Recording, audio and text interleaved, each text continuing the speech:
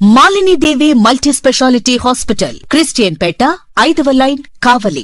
Doctor Guttipati Malinidevi, MBBS, MS, OBGY, కాన్పులు మరియు గర్భకోశ వ్యాధి నిపుణులు.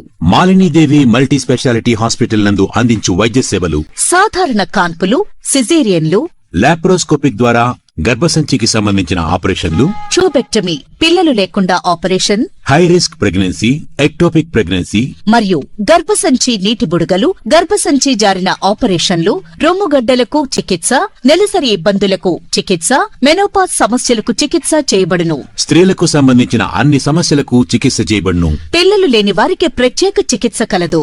ముఖ్య గమనిక: మా హాస్పిటల్ నందు కాన్పోయిన తరువాత తల్లి బిడ్డను ఉచితంగా మా వాహనంలో క్షేమంగా ఇంటికి చేర్చబడును.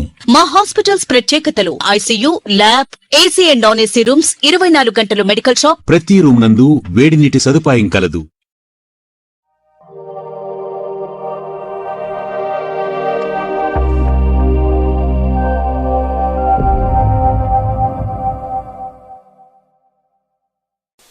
Welcome to CMD news. నా పేరు కామాక్షి. ముందుగా నేటి వార్తా విశేషాలు.